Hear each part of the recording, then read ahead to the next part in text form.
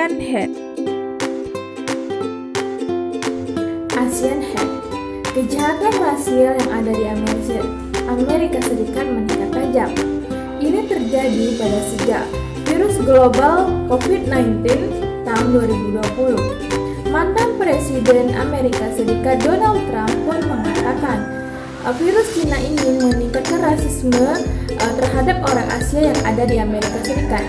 Organisasi yang melacak insiden kebencian dan diskriminasi terhadap orang Asia terdapat 500 insiden dalam 2 tahun belakangan ini. Jika dilihat dalam tahun terakhir, tentunya angkanya lebih besar, mencapai 3.795 keluhan.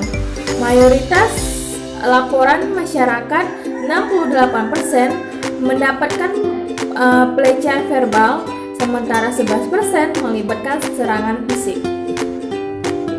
Kasus terbaru merupakan penembakan dan pembunuhan oleh warga Amerika Serikat terhadap 8 orang di area spa di Atlanta pada Selasa, tanggal 16 bulan 3 2021 malam waktu setempat.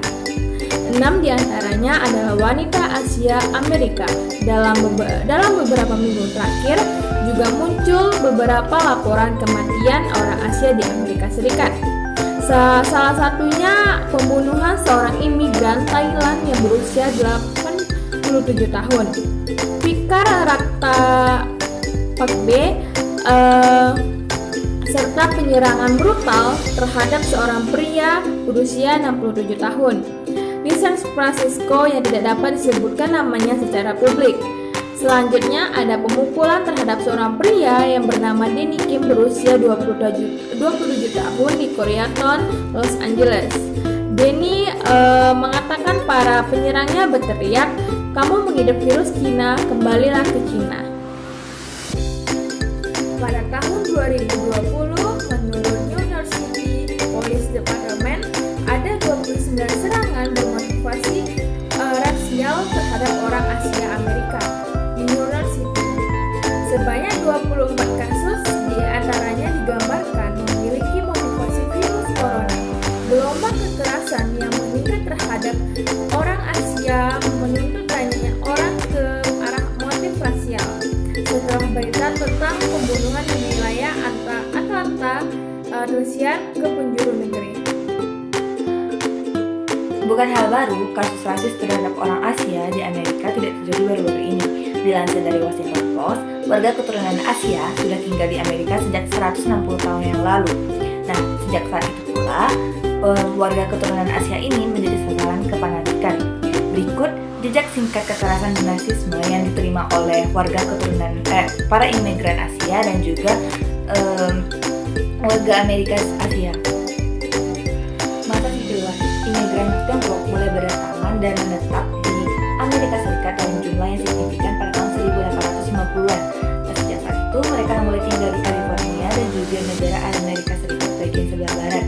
Saat itu imigran Cina berdatangan untuk mencari pekerjaan di jalur pertambangan dan juga konstruksi jalur kereta api. Karena pada saat itu tuh permintaan buruh untuk melakukan pekerjaan yang berbahaya dengan upah minim sangat tinggi. Nah, mulai saat itu pula terdengar kiasan bernada rasisme bahwa orang Asia mencari pekerjaan warga kulit putih mulai santer terdengar. Juga ketika para dokter Tiongkok membuat gambar epidemiologis terperinci dari korban cacar pembantaian orang Tionghoa. Pada 24 Oktober 1871, sedikitnya 500 warga kulit putih dan keturunan Hispanik mengepung dan menyerang komunitas kecil Cina di Los Angeles. Setidaknya 7 pria dan anak laki-laki keturunan Tionghoa digantung mati, termasuk seorang dokter yang termuka di daerah itu. Belasan warga Tionghoa digantung di beberapa pusat lokasi kota. Penyerangan itu dilakukan setelah seorang pria kulit putih terbunuh setelah terperangkap dalam bentrokan 2 kelompok warga Tionghoa yang bermusuhan di kawasan itu. 8 perusuh sempat divonis bersalah atas pembunuhan, namun tak lama kemudian dibatalkan hingga hingga kini tidak ada orang yang dihukum atas pembantaian brutal itu. Rock Spring yang terjadi pada sekitar tahun 1885 diperkirakan menyebar dari sebuah kapal Australia. Namun karena tersebut, warga Asia juga menjadi sasaran penggeledahan rumah sangat-sangat ekstrim, yakni saat di musim panas dan Jepang melihat rumah dan juga tempat Masa Perang Vietnam dan organisasi KKK. Pada akhir Perang Vietnam, Amerika Serikat menampung kembali banyak orang Vietnam yang melarikan diri dari komunis di negeri Paman Sam. Di Texas, banyak dari para imigran asal Vietnam itu pekerjaan untuk menangkap udang. Sentimen bahwa orang Asia datang untuk mengambil pekerjaan orang kulit putih muncul lagi, hingga pemimpin kelompok supremasi kulit putih garis keras Ku Klux Klan kerap berpatroli di perairan Amerika Serikat untuk membakar perahu milik orang Vietnam agar tidak bisa melaut lagi. Selanjutnya yaitu kerusuhan di Los Angeles. Ketegangan antara komunitas orang kulit hitam dan keturunan Amerika Korea berlangsung di Los Angeles sekitar awal tahun 1990-an. Saat itu warga keturunan Korea banyak memiliki usaha dan perekonomian di LA. Banyak pengusaha Korea yang kesal karena mereka mencurigai warna kulit hitam kerap mengintil dan mencari barang dagangan mereka. Akibatnya, banyak warga kulit hitam yang tersinggung dan marah karena sering tidak menghormati dan dipermalukan oleh para pemilik toko keturunan Korea tersebut. Sejak saat itu, kekerasan dan aksi kriminal yang menyasar antara kedua komunitas itu kerap terjadi hingga jarang memakan korban jiwa. Dan yang selanjutnya, transpirasi tragedi 11 September. Diskriminasi hingga perlakuan rasial tak hanya menyasar warga keturunan Asia Timur, tapi juga Asia lainnya hingga orang Timur Tengah. Setelah serangan teroris 11 September 2001, kejahatan rasial melonjak terhadap umat Muslim dan mereka yang dianggap Muslim, termasuk orang-orang keturunan Asia Selatan. Hanya 4 hari setelah serangan, seorang mekanik pesawat Frank Silva Locke membunuh Balbir Sheikh Sadi, seorang pemilik pompa bensin keturunan Amerika.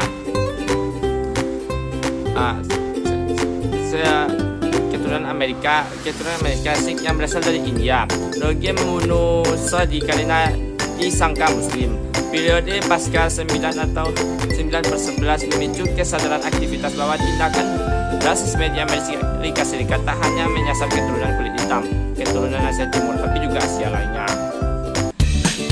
Adapun nama anggota kami yaitu Sulistina, Almela Delvianti, M. Nur Ihsan, dan Nadira Nurul Atika.